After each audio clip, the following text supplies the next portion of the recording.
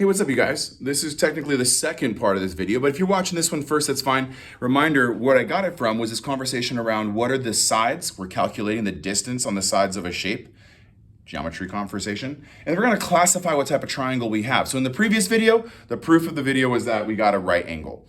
Now in this video, I wanna make sure that I have the chance to expose you to the idea of a formula doing the exact same thing that we can get if we graph the shape and then do our math based upon the visual.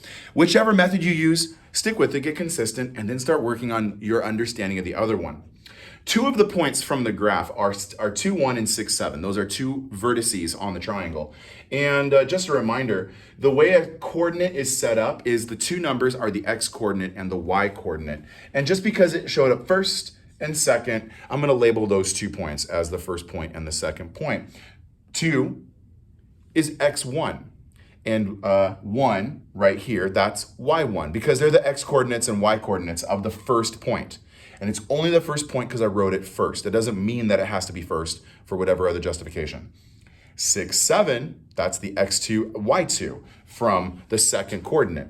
So if we know that that's how those points are arranged, put them up in the formula.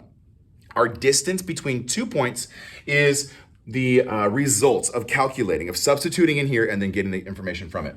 So y2 will go here. Let's start off with, 7. So we have 7, and then we have the y1 coordinates, so 1, and then we have to put all of that information, nothing else changed from the formula except 7 goes where y2 is, 1 goes where the y1 is, plus, now our x2 coordinate, that's gonna go there, our x2 coordinate is 6, it's still gonna use subtraction, and then the 2 is gonna go next. We're gonna square this and square root our result when we add those two values together. So now we're doing the order of operations, parentheses or grouping symbols, and then exponents followed by the chunk of multiply, divide, and then last of all, we add subtract. And then once you do all of that inside a group, then you extend your result out to larger groups. So inside this group of parentheses is 7 minus 1, which we get 6.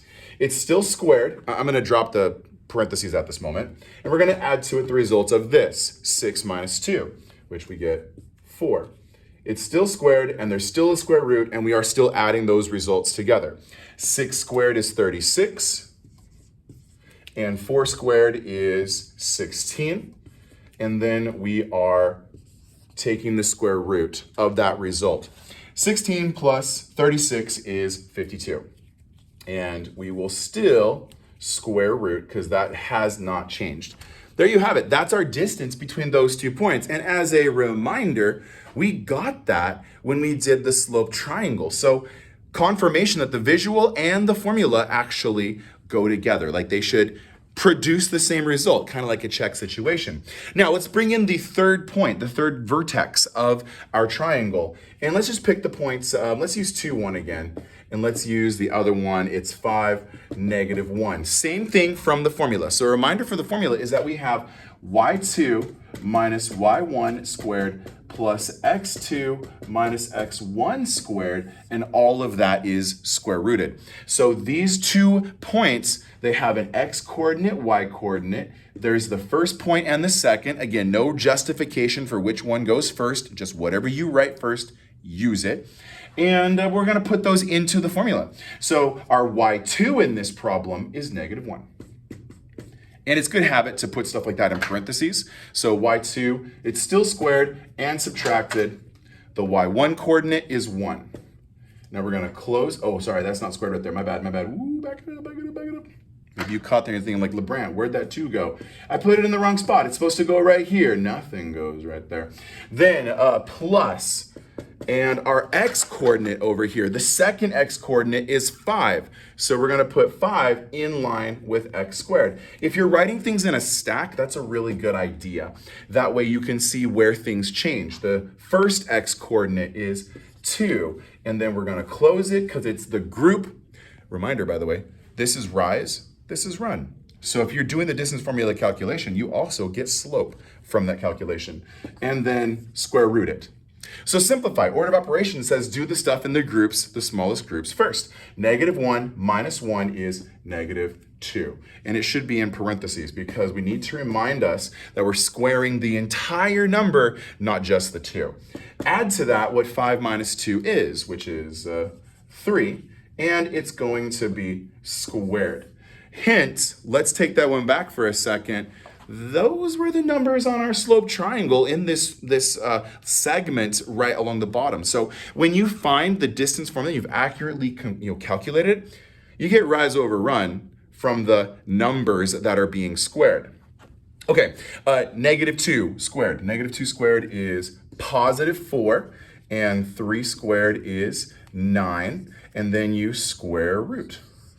9 plus 4 makes 13, so our answer is actually the distance between those 2 points is going to be square root 13. And I'm going to introduce a notation here. I'll just use this one. I'll say the distance from point 1 to point 2 is square root 13. So a little distance notation. We have our last coordinate, but our last coordinate follows the formula the exact same way. So at the expense of cutting this video to the shortest that we can, then I'm going to bring a reminder for you. The first point would be 6, 7. The second point would be 5, -1. No reason they're in that order other than I wrote them down first. The formula, it's always good to write the formula down every single time you recalculate your distance formula, at least until you can do it from memory because you've written the formula down so many times. y2 minus y1 squared plus x2 minus x1 squared. It's all being square rooted. And now we're going to plug in our information. This was x, y, well, that's the first point, the second point. Plug them in. I'll set you up with it and I'll say, what do you think? The last part of this video is to conclude whether or not we have a right triangle, an acute triangle, or an obtuse triangle. And we actually proved in the other video that maybe you should have watched first, but you can watch it second, is that this is actually a right triangle. So go check that video out for some more information.